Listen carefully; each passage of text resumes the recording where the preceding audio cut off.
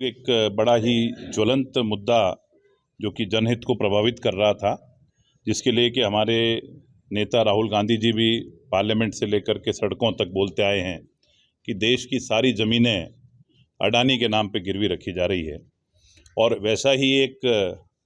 प्रकरण भीम देवगढ़ के अंदर भी आया है। अडानी न्यूक्लियर करके कंपनी है जो कि रावत भाटा में प्लांट लगा रही है,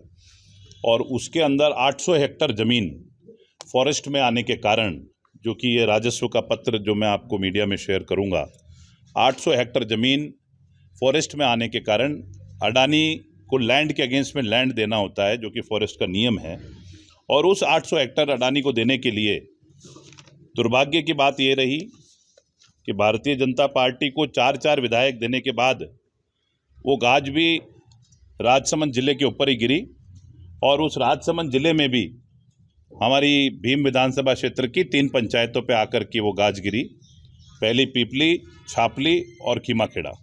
तीनों पंचायतों की तकरीबन 864 हेक्टेयर ज़मीन वन विभाग के नाम सरकारी ज़मीन, जो कि गैर मुमकिन पहाड़ हैं और गैर मुमकिन मगरी है, जो कि वन विभाग को दे दी जाएगी, जिसके बाद में कि ग्राम पंचायत का उससे कोई सरोकार नहीं रहेगा। इवन जो हमारे मवेशी अगर कहीं वन विभाग में जाते हैं तो उसकी पेनल्टी तक उनको देनी पड़ेगी।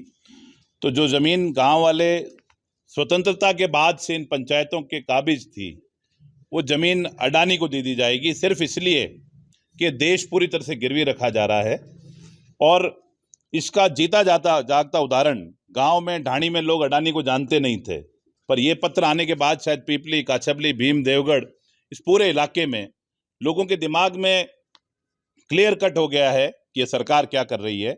हमने आज सभी लोगों ने मिल करके, क्योंकि हम लोग, मैं फौजी बैकग्राउंड से आता हूं, हम लोग कोई हुड़दंग करने में विश्वास नहीं रखते।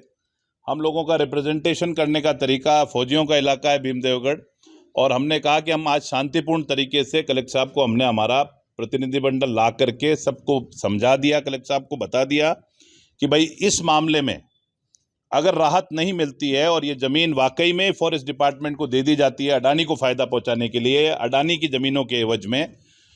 तो भीम और देवगढ़ के तमाम लोग, मैंने कलेक्टर साहब को कहा, हम आपके मेहमान बन के यहीं पे धरने में आकर के बैठेंगे और कलेक्ट्रेट के सामने ही बेमियादी धरना होगा अगर इसकी 1 इंच ज़मीन भी हमारे इलाके की दी गई तो। इस बात को लेकर के हम सब लोगों ने अभी कलेक्टर साहब को विशेष तौर पे रिक्वेस्ट भी करी है और भविष्य के लिए चेताया भी है कि आप हमारे ज़िले के रेवेन्यू के मालिक हैं, और हमें उम्मीद है कि ये सारे अडानी की सारी ज़मीनों का खामियाजा राजसमंद जिले की भीम देवगढ़ विधानसभा क्षेत्र को ही नहीं भुगतना पड़ेगा। हमें दुख तो इस चीज़ का है कि सब कुछ चोरी छिपे हो रहा है, कोई पब्लिक डोमेन में कभी कोई बात नहीं आती, पंचायतों के अंदर जाकर के कोई जन सुनवाई में कोई बात नहीं होती, कहीं पर भी लाकर के लोगों से सहमति से कोई काम नहीं हो रहा है। पूरे देश में जिस तरीके से एक तरफा काम हो रहा है वो देखने को मिल रहा है भीम और देवगढ़ के अंदर, जिसके लिए कि आज हम सभी लोगों ने पुरजोर विरोध किया है। आगे ज़रूरत पड़ेगी तो हम इसको लेकर के बड़ा आंदोलन भी करेंगे, और हम तो सब यहीं आने को तैयार हैं अगर हमारी ज़मीनें जाएगी इसी तरीके से। और भीम देवगढ़ और विशेष तौर पे पीपली, काछबली और खीमाखेड़ा, पीपली, छापली और खीमाखेड़ा के साथ ही अत्याचार होगा तो ये गलत है। आप लोग भी सब जो मीडिया के साथी हैं समझ सकते हैं कि 800 हेक्टर ज़मीन किसको कहते हैं, और वो सीधी आकर के रावत भाटा से छापली के बीच में, रावत भाटा से पीपली के बीच में कोई गाँव ही नहीं मिला। जनसंख्या की अगर बात करते हैं तो हमने कलेक्टर साहब को निवेदन किया है कि सबसे कम जनसंख्या का घनत्व जैसलमेर, बाड़मेर में है। सरकार वहां सोलर प्लांटों को जमीन बेचने से बाज आए, और इस तरह के जो फॉरेस्ट की जमीन का कंपनसेशन इश्यूज है, गवर्नमेंट को पूरा करना है तो जैसलमेर, बाड़मेर से पूरा करे। यहाँ के लोगों ने क्या गुनाह किया है? गुनाह ये जरूर किया है कि हमने यहाँ से 4 भाजपा के विधायक भेज दिए, जिनमें से कि कोई भी आदमी आकर के यहाँ पे जनता के साथ आकर के खड़ा नहीं होकर के बोला नहीं है और सरकार को विरोध नहीं किया है। और हमें पूरी उम्मीद है कि कलेक्टर साहब विद्वान व्यक्ति हैं, कुछ ना कुछ निर्णय लेंगे और जन भावनाओं को समझेंगे। ऐसे बुजुर्ग लोग आए हैं जिनके आने की क्षमता नहीं थी, वो लोग भी इस भावना को समझते हुए आए हैं। हमने इसको व्यापक बड़ा आंदोलन नहीं बनाया था, हमने कहा था हमारा एक चुनिंदा रिप्रेजेंटेशन देगा अभी, और उसके बाद में अगर ज़रूरत होगी तो यहीं धरना देंगे, गांधीवादी तरीके से धरना देंगे